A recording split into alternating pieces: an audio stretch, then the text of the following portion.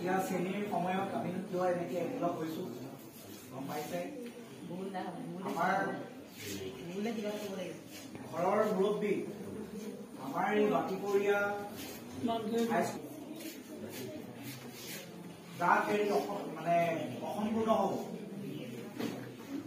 সেই পৰিয়ালৰ মূল মুৰব্বীজনে আজিৰ পৰা আমাৰ মাজত প্ৰতিদিনে নাথাকিব হয়তো মাজে মাজে হয়তো আমাৰ মাজলৈ আহিব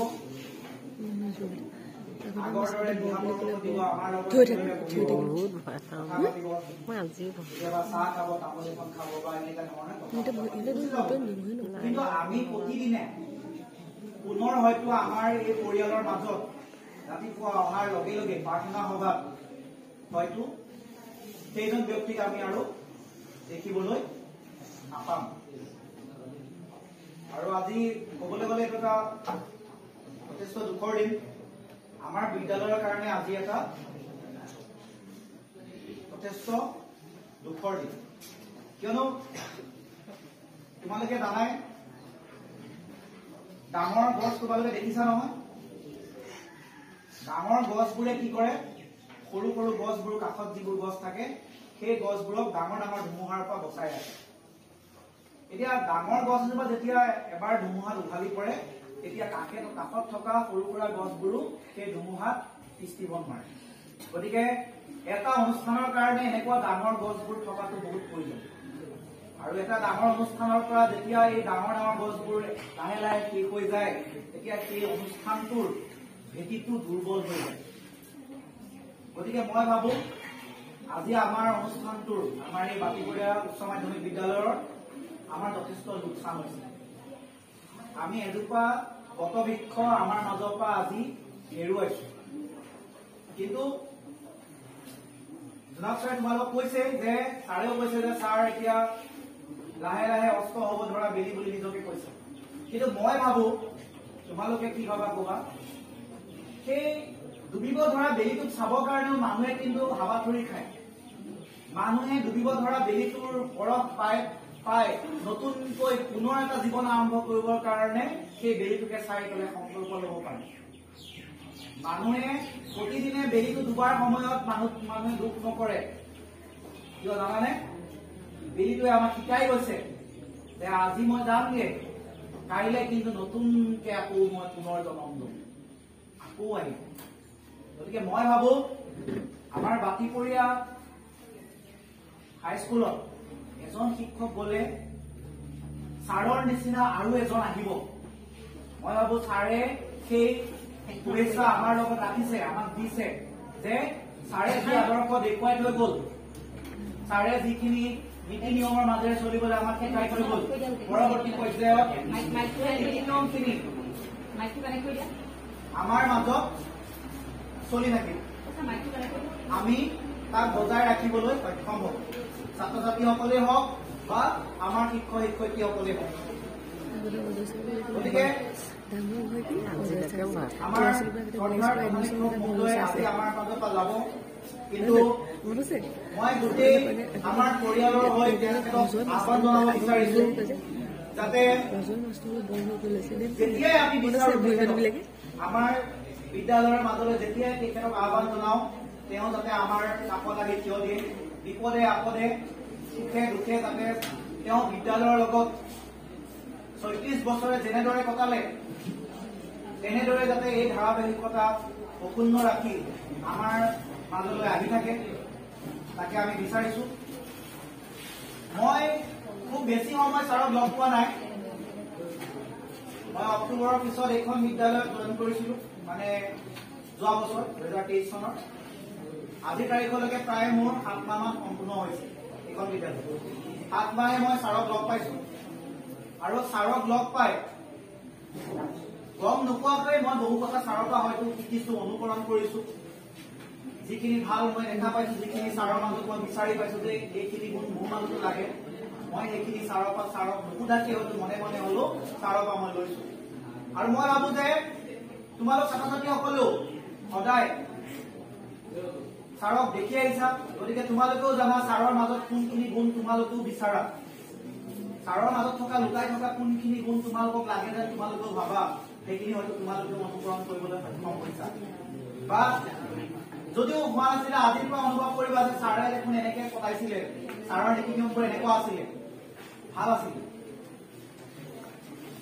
গতিকে আমি হাততে সহজতে পোৱা বস্তুবোৰৰ মূল্যটো আমি কেতিয়াও উপলব্ধি কৰিব নোৱাৰো কিন্তু যেতিয়া হাতত থকা বস্তুটো আমাৰ কোনোবা দিনাখন ঘপকে হেৰাই যায় ভাগি যায় নষ্ট হৈ যায় তাৰ পিছদিনা কিন্তু আমি ভালকৈ উপলব্ধি কৰো সেই বস্তুটোৰ মূল্য কিমান আছিল মই ভাবো যদিও আমি আজি উপলব্ধি কৰিব পৰা নাই ছাৰৰ মূল্য কিমান আছিল এইখন বিদ্যালয়ত কিন্তু পৰৱৰ্তী পৰ্যায়ত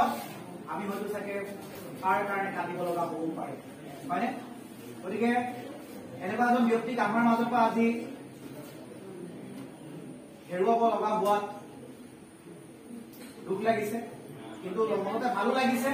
যে ছাৰে ৩৬ বছৰ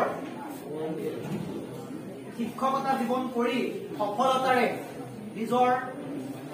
কাৰ্যকালৰ সামৰণি মাৰিছে এটা দাগ নলগাকে নিখুঁতভাৱে কাম কৰি নিজৰ শিক্ষক হিচাপে চাকৰিৰ পৰা অৱসৰ লৈছে বৰ্তমান সময়ত শিক্ষকতা কৰাটো ইমান সহজ নহয় কাৰণ আমি সকলো নিজেই আমি জানোৱেই বৰ্তমানৰ সময়ত এজন সত্য পথত সৎ নীতি আদৰ্শৰে চলি সমাজৰ কাৰণে আদৰ্শ হ'ব পৰা শিক্ষক হোৱাটো যথেষ্ট কঠিন কাম যিটো হয়তো আমি হ'ব পৰা নাই মই হ'ব পৰা নাই নিজে মই এতিয়া আমাৰ শ্ৰদ্ধাৰ জ্যেষ্ঠ শিক্ষকসকলক অনুকৰণ কৰি প্ৰতিদিনে শিকি আছো আৰু মই শিকিয়ে আছো মই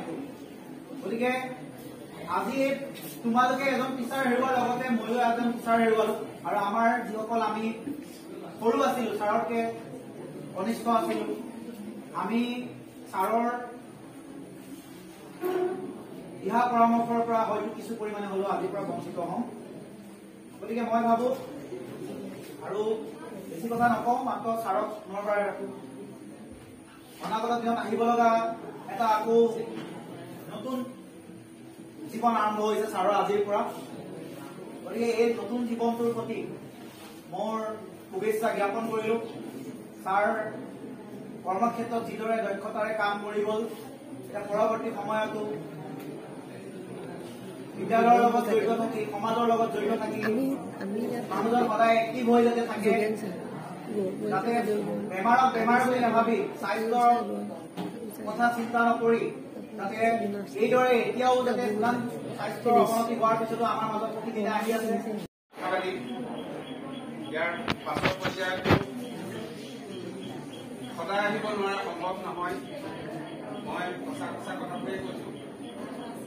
কিন্তু কেতিয়াবা ছাৰ আহিব বুলি মই সেইটো কথাটো আশাবাদী ছাৰ আহিব বুলি মই আশা কৰিম আৰু আমাক যিহেতু দিহা পৰামৰ্শ আগবঢ়াব তাৰ তোমালোকৰো শৈক্ষিক দিশটোৰ কম বেছি পৰিমাণে বুজ লৈ যাব বুলি মই আশা ৰাখিছো আৰু শেষত ছাৰৰ সুস্বাস্থ্য আৰু দীৰ্ঘায়ু কামনা কৰি প্ৰধান শিক্ষক মহোদয় আৰু মোৰ শ্ৰদ্ধাৰ শিক্ষাগুৰুসকল আৰু দাদা বাইদেউসকল আৰু মোৰ মৰমৰ আইটি ভণ্টিসকল আৰু বন্ধু বান্ধৱীসকল আজি এটা বৰ দুখৰ দিন আজি আমাৰ মাজৰ পৰা ইমান দিন আমাক শিক্ষাদান কৰি মৰম কৰা আৰু আমাৰ ভয়ো লাগে আজি অজয় ছাৰ আমাৰ মাজৰ পৰা ৰিটায়াৰ হ'ব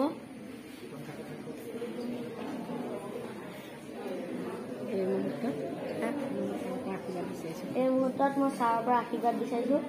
যাতে মই ভালকৈ পঢ়িব পাৰোঁ ইয়াকে কৈ আৰু মোৰ